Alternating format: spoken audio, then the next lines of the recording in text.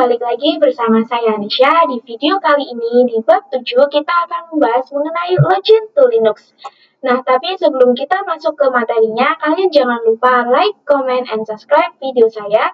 Dan jangan lupa nyalakan loncengnya untuk mendapatkan notifikasi terbaru dari video saya. Yuk langsung saja kita lihat materi-materi apa aja yang ada di bab 7 ini. Nah, ini dia bab 7, Login to Linux. Oke, langsung saja kita lihat materi-materi yang ada di bab 7 ini. Nah, materi yang pertama ada Power of VS Safe. Kemudian yang kedua ada Export dan Import Virtual Machine. Yang ketiga, install Ubuntu. Dan yang keempat atau yang terakhir ada Fixing Debian Resolution. Oke, langsung saja kita masuk ke materi yang pertama yaitu Power of VS Safe.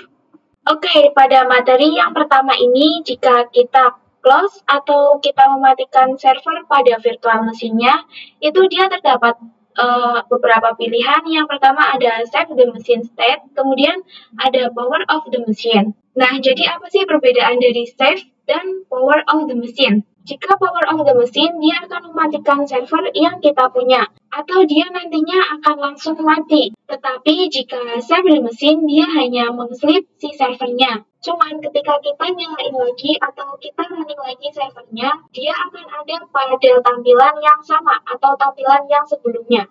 Oke, kita akan mencoba mematikan menggunakan Save. Tapi sebelumnya kita bisa dalam tampilan ls, kemudian kita akan coba mematikan menggunakan fitur Save the Machine State, kemudian kita klik OK. Nah, kita bisa kembali running lagi. Jika teman-teman perhatikan ketika kita merunning virtual mesinnya kembali, maka dia akan berada di tampilan yang sama. Oke, bisa kita matikan kembali menggunakan Power of the Machine. Nah, jika kita mematikan menggunakan Power of the Machine, maka virtual machine kita akan mati total. Oke, kita lanjut ke materi yang kedua yaitu Export dan Import Virtual Machine.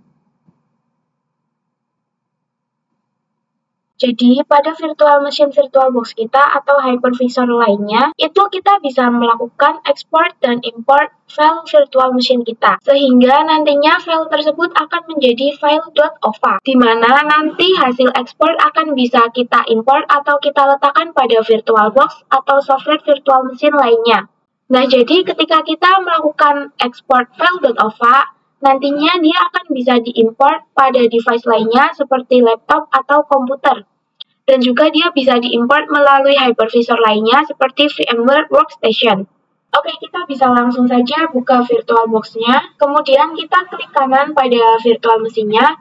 Nah, kali ini kita akan mencoba mengekspor Ubuntu Server. Kemudian kita klik kanan. Lalu kalian pilih yang Export to OCI. Nah, di sini terdapat penempatan file hasil ekspor kita, nantinya akan kita alokasikan di mana. Nah, di sini saya di local disk C, user, admin, VirtualBox, VMS, kemudian Ubuntu Server.ova. Oke, jika sudah, kalian bisa klik Next. Kemudian Finish. Oke, kita tunggu, ini prosesnya 3-4 menit. Oke, kita sudah selesai melakukan ekspor Ubuntu servernya, dan sekarang kita bisa mencari hasil ekspor dari Ubuntu servernya ke File Explorer, di mana saat kita tadi meletakkan hasil ekspornya tersebut. Kita langsung saja buka File Explorer. Nah, tadi saya meletakkannya pada local disk C, kemudian user, admin, lalu VirtualBox VMS. Nah, bisa dilihat ini adalah hasil ekspor Ubuntu server kita. Nah, kita bisa langsung melakukan import dengan cara kita bisa klik kanan pada Ubuntu servernya. Nah, kemudian kalian bisa klik yang Open With. Nah, di sini terdapat beberapa aplikasi hypervisor. Yang pertama ada VirtualBox Manager, VMware Player, dan VMware Workstation. Kali ini kita akan membuka hasil ekspor Ubuntu server kita ke VirtualBox Manager. Oke, langsung saja kita bisa pilih yang VirtualBox Manager. Nah, di sini terdapat pilihan Always dan Just On. Jika kalian hanya mempunyai hypervisor VirtualBox, maka kalian pilih yang Always. Tetapi jika kalian memiliki beberapa hypervisor seperti VMware Workstation, kalian pilih yang Just On. Oke, saya pilih yang Just On. Nah, di sini kita akan melakukan import dari hasil export Ubuntu server kita tadi. Kemudian kalian bisa mengalokasikan file import ini. Jika sudah, kalian bisa klik finish. Oke, saat kita melakukan proses import itu, prosesnya tidak selama saat kita melakukan export. Karena pada saat kita import, dia hanya memasukkan data. Sedangkan saat kita export, dia menginstal atau mengunduh data. Oke, ini dia hasil import dari Ubuntu server yang sudah tadi kita ekspor. Kemudian kita bisa langsung merunningnya untuk melihat apakah tampilannya sama seperti Ubuntu server yang kita ekspor. Oke, di sini kita sudah login. Dan hasil dari import Ubuntu server kita itu sama dengan hasil ekspor Ubuntu server kita.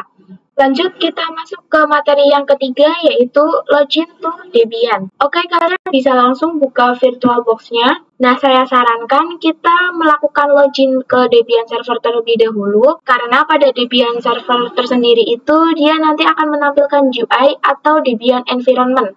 Oke, langsung saja kita bisa running. Oke, di sini kita sudah masuk ke user yang sudah kita buat. Kemudian kalian bisa klik 2 kali atau kalian enter.